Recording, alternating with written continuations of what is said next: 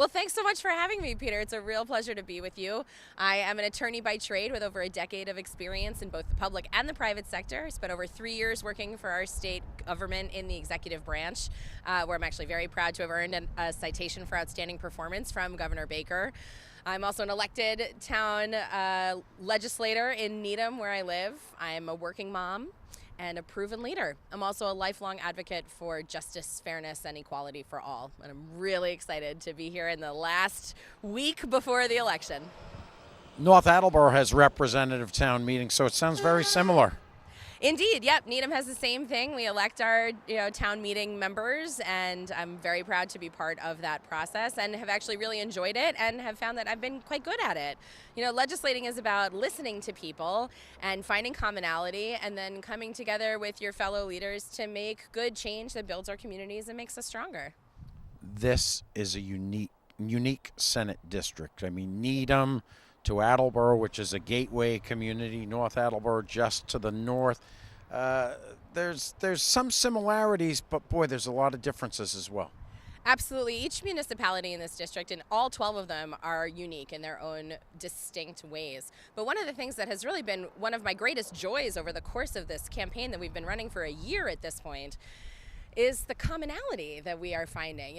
From Wayland all the way down to Attleboro, back again. Every voter that we have talked to is worried about, for example, public education funding. And every town, that looks a little bit different in every town, but every town and city in the district needs more money from the state for our public education system so that our kids get the education that they deserve. And everybody's worried about having a transportation system that is reliable and affordable and helps to prevent pollution rather than contributing to it, which we really need some serious investment in our public transit systems. And everybody is very seriously worried about healthcare in a variety of different ways. There's sort of the overarching concern about just being able to afford quality and accessible healthcare, which anybody who's ever argued with an insurance company knows that we don't actually have. And also people are seriously and rightfully concerned about the devastating impacts of the opioid epidemic and addiction, which I think we should be treating as a public health crisis, as the public health crisis that it is, rather than a crime. And frankly, more and more recently in the last couple of months, we're hearing a lot of concerns about women's health and reproductive freedom, which is one of my life ambitions and focal points. I'm a published author on reproductive freedom, and that's one of the differences between me and my opponent. Let me play devil's advocate for a second. More money for the schools, insurance, the MBTA, and so on.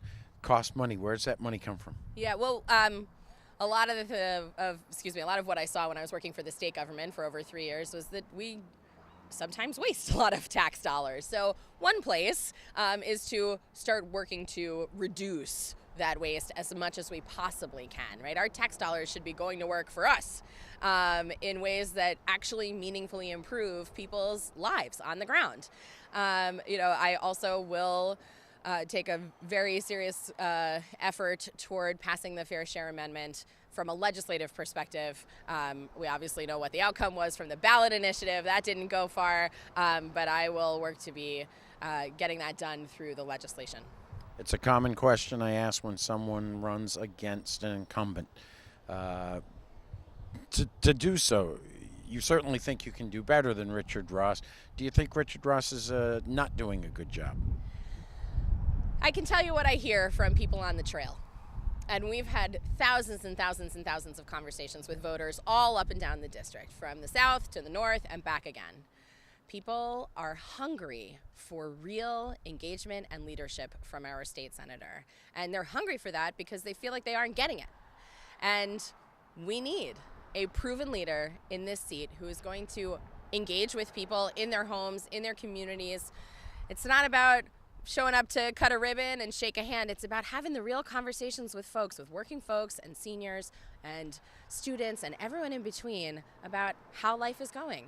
And that is exactly what I have been doing for a year. And that's a huge part of what draws the thousands of people who have come to help this campaign, what draws them to me and my team and this vision that we all share of a Commonwealth in Massachusetts, a district where we have a senator who actually fights for each of us to get a fair shake at living our happiest, healthiest lives.